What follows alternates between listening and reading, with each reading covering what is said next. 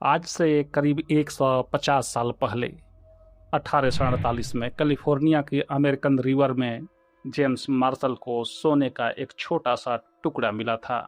उस एक टुकड़े ने पूरी दुनिया में ऐसी आग लगाई कि लाखों लोग अपनी बसी बसाई जिंदगी छोड़कर पहाड़ों और नदियों की खाक छानने निकल पड़े। इसे इतिहास का सबसे बड़ा गोल्ड रश कहा गया।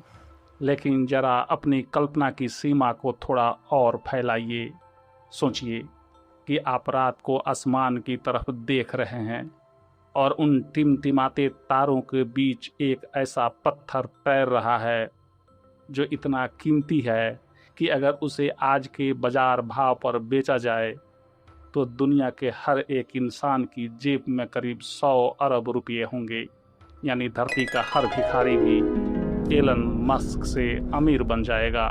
सुनने में यह किसी साइंस फिक्शन फिल्म की हिस्ट वाली कहानी लगती है ना, लेकिन यह फिक्शन नहीं है, ये हकीकत है हमारे सौर मंडल के एस्टेरॉयड बेल्ट में छिपे एक दानव की, जिसका नाम है 16 सीच। इसकी अनुमानित कीमत है 10,000 क्वाड्रिलियन डॉलर। लेकिन सवाल ये है कि अगर खजाना वहाँ है तो हम आज भी नीचे ज़मीन पर पसीना क्यों बहा रहे हैं? क्यों दुनिया के सबसे ताकतवर देश और सबसे अमीर इंसान भी अब तक उस पत्थर का 1 ग्राम भी धरती पर नहीं ला पाए? क्या ये ब्रह्मांड की तिजोरी है जिसे हमने अभी तक खोलना ही नहीं सीखा? या फिर ये कोई ऐसा जाल है जो खुलते ही पूरी मानवता को तबाह कर देगा? आज हम इसी रहस्य की परतों को खोलेंगे। हाई हब के वीडियो में आप सभी का एक बार फिर से स्वागत है। ये कहानी आज की नहीं बल्कि 4.5 अरब साल पुरानी है।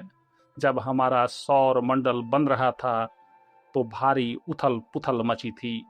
ग्रह आपस में टकरा रहे थे। वैज्ञानिकों का मानना है कि 16 सीच दरअसल एक ऐसे ग्रह का बचा हुआ लोहे का दिल यानी आयरन कोर है जो कभी पूरी तरह बन ही नहीं पाया। इसे एम टाइप एस्टेरॉयड कहा जाता है।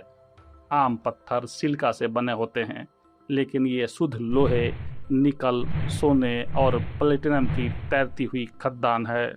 आप कहेंगे कि भैया, जब पता है कि वहाँ सोना है तो जाके ले क्यों नहीं आते?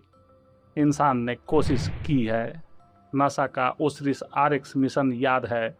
7 साल का लंबा सफ़र, अरबों डॉलर का खर्च, और जब वो 2023 में लौटा तो अपने साथ क्या लाया? सिर्फ 121 ग्राम धूल और कंकड़। यानी $1 बिलियन खर्च करके हमें एक कटोरी धूल मिली। अंतरिक्ष में माइनिंग करना समंदर की गहराई में सुई ढूंढने से भी मुश्किल है। वहाँ कोई ऑक्सीजन नहीं है। वहाँ ग्रेविटी का खेल बिल्कुल अलग है। और सबसे बड़ी बात, वहाँ से सामान वापस लाना इतना महंगा है कि वो सोना धरती पर आते आते अपनी कीमत से कई गुना महंगा हो जाएगा। लेकिन क्या सिर्फ तकनीक ही हमें रोक रही है या बात कुछ और है? यहाँ रुक कर जरा एक बात गहराई से सोचिए। अक्सर जब हम एस्टेरॉयड माइनिंग की बात करते हैं तो हम सिर्फ रॉकेट साइंस और ट्रिलियन डॉलर्स की भाषा में बात करते हैं। लेकिन एक कंटेंट क्रिएटर के तौर पर जब मैं इतिहास के पन्नों को पलटता हूँ तो मुझे इसमें एक बहुत ही डरावना पैटर्न नजर आता है। इंसान की फितरत रही है कि उसने जहाँ भी कदम रखा वहाँ के संसाधनों का बेरहमी से गला घोंट दिया। हमने अपनी ज़रूरतों के लिए जंगलों को कंक्रीट के जंगलों में बदल दिया, पहाड़ों का सीना चीर दिया और समंदर की गहराइयों के प्लास्टिक के कचरे से भर दिया। और अब जब ये धरती अपनी आखिरी सांसें गिनने लगी है, जब यहाँ के संसाधन खत्म होने की कगार पर हैं, तो हमने अपनी लालची आंखें आसमान की तरफ मोड़ ली है। मेरा मानना है कि एस्टेरॉयड माइनिंग सिर्फ एक वैज्ञानिक प्रगति नहीं है, बल्कि हमारी कभी ना खत्म होने वाली भूख का अगला काला अध्याय है। हम इसे मानवता का भविष्य कह रहे हैं, लेकिन क्या ये सच है? क्या गारंटी है कि जो गंदगी हमने इस धरती पर फैलाई है उसे हम अंतरिक्ष में नहीं ले जाएंगे? आज ही हमारे अंतरिक्ष में हजारों स्पेस जंक के टुकड़े तैर रहे हैं जो किसी भी वक्त सैटेलाइट को तबाह कर सकते हैं।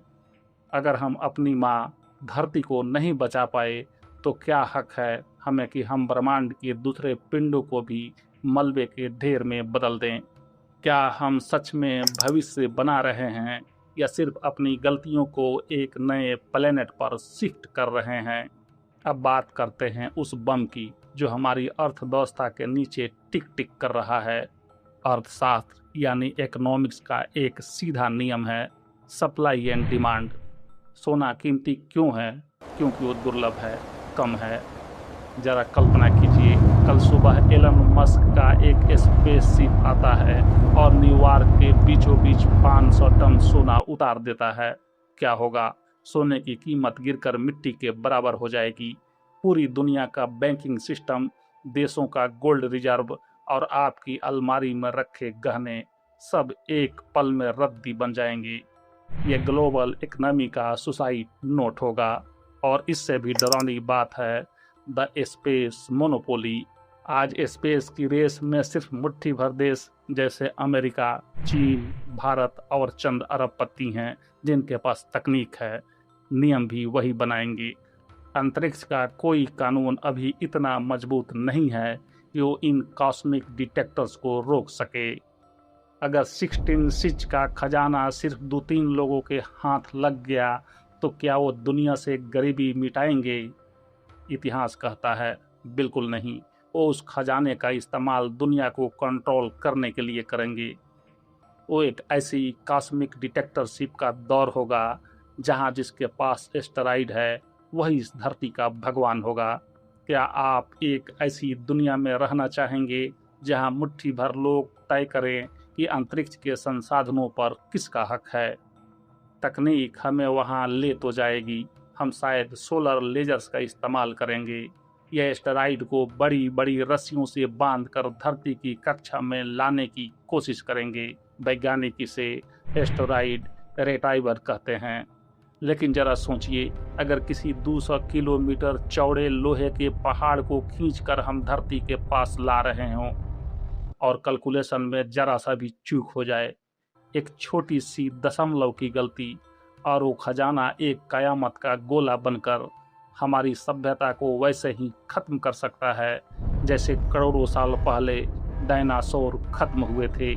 मेरा ओपिनियन सीधा और साफ है, हम आग से खेल रहे हैं। ये रोमांचक है, ये जरूरी भी लग सकता है क्योंकि हमें ऊर्जा और धातु की जरूरत है, लेकिन यह बेहद खतरनाक है। हम ब्रह्मांड के उन प्राचीन नियमों और संतुलनों को छेड़ने जा रहे हैं जिन्हें शायद हमें अकेला छोड़ देना चाहिए था। हम सोना तो ले आएंगे, लेकिन क्या उस सोने को पहनने के लिए कोई इंसान भी बचेगा? तो क्या एस्टेरॉइड माइनिंग हमारा भविष्य है? शायद हाँ, क्योंकि इंसान एक ऐसी प्रजाति है जो कभी नहीं रुकती। हमारी जिज्ञासा और हमारा लालच ही हमें गुफाओं से निकलकर चांद तक ले गया है। लेकिन जाते जाते एक सवाल मैं आपके लिए छोड़ रहा हूँ जो आपको सोने नहीं देगा।